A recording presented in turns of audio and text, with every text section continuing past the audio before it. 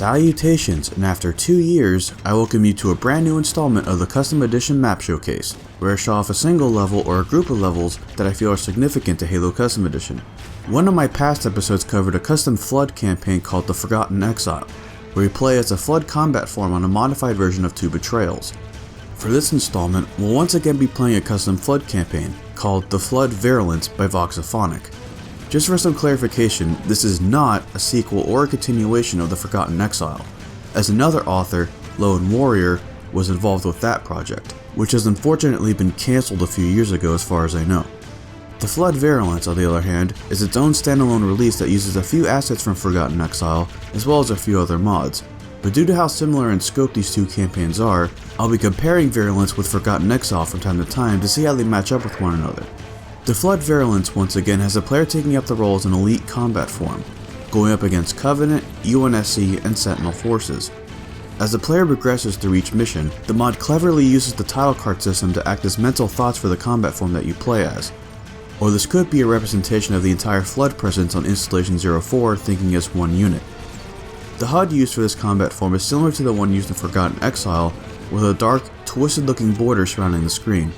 Only this time, crosshairs and ammo counters are provided, along with the motion tracker that's way far off screen. There are 2 types of health packs used in this mod. One of them makes a return from Forgotten Exile, which is simply a pile of Flood biomass.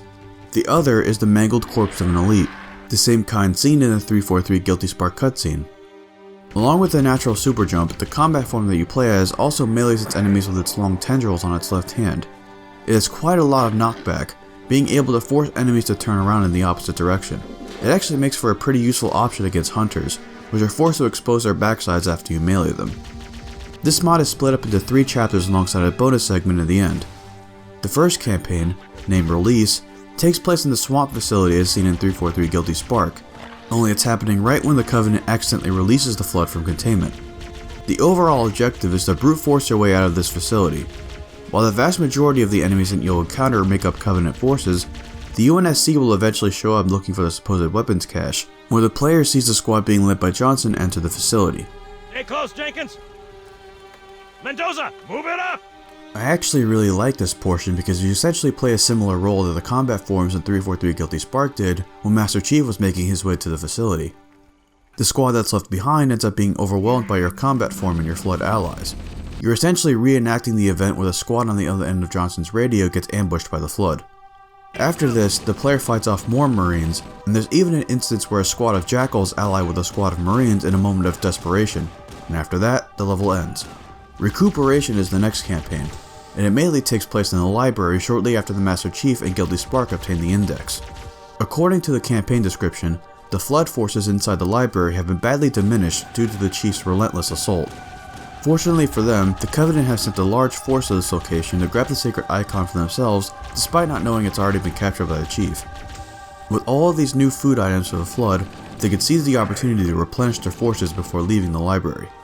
The objective is essentially the same as Releases, just massacre everything in sight, but for the purpose of rejuvenating the size of the Flood presence in the library. Eventually the Flood leave the library and go through the tunnel scene in the second mission. The next campaign is Infestation.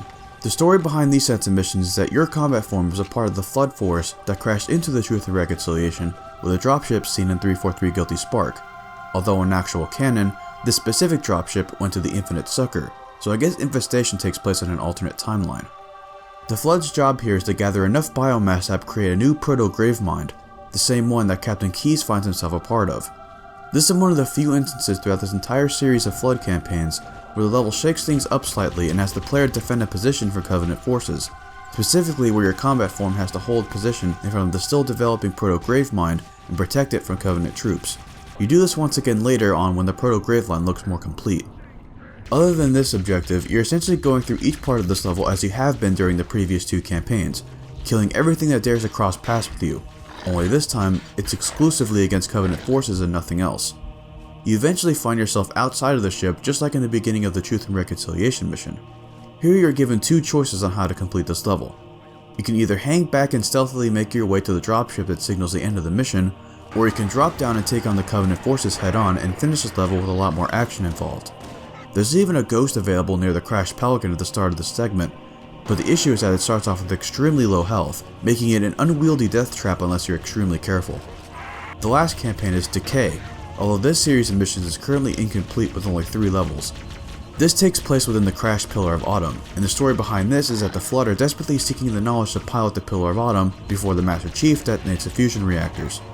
Given that it's not finished, there really isn't anything noteworthy in these series of levels in terms of gameplay, although the creator of the Flood Virulence, Voxophonic, hints that once the compiling issues with these maps are resolved, there will be way more to Decay than there currently is.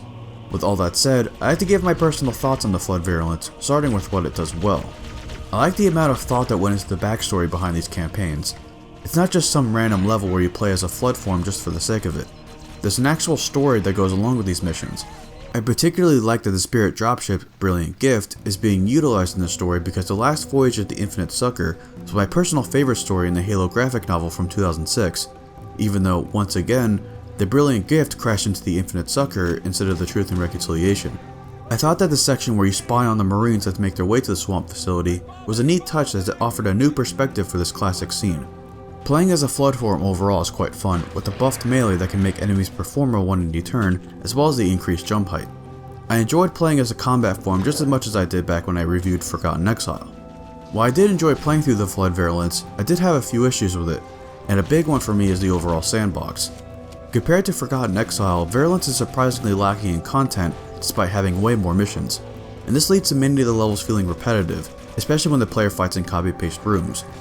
The weapon sandbox includes the assault rifle, the pistol, the plasma pistol, the needler, the rocket launcher which you find only one time, and the plasma rifle, which has bugged textures, although Voxophonic has acknowledged that this is unintentional. Forgotten Exile's weapon sandbox was mostly similar, but the rockets appeared more frequently, and it also included the fuel rod gun, which is no longer available in Virulence now that it has reverted back to its original failsafe detonation form. I'm honestly surprised that both the shotgun and the sniper rifle weren't included in both Forgotten Exile and Virulence. In fact, while we're on the subject of the sniper, it'd be interesting if all we could do with the weapon is no-scope with it. I bring this up because the combat forms that you play as can't zoom in with a pistol. Virulence is also severely lacking in the vehicle section department, although this could change if Decay plans to include vehicle sections, for instance. Compared to Forgotten Exile, where there was an entire section dedicated to vehicle gameplay, there's barely anything even close to that in Virulence, only including the ghost at the very end of Infestation. The problem is that for one thing, where this ghost is parked makes it tough to leave its spawn area because a bunch of Covenant crates block its path, and to make things worse, the health bar is severely diminished, making it vulnerable to being destroyed. As for what you fight, Virulence does have the benefit of occasionally fighting UNSC forces, but Forgotten Exile offered quite a few enemy types for both the Covenant and Sentinel forces, such as elites wielding a heavy plasma flamethrower, the Sentinel Enforcer, and 2 smaller Sentinel forms. Virulence doesn't necessarily need these specific enemies to be ported over, but it'd be nice to see something new in the later levels to spice things up a bit in my opinion. To Virulence's credit, they did add the small Constructor Sentinels from Halo 2, which was a neat touch.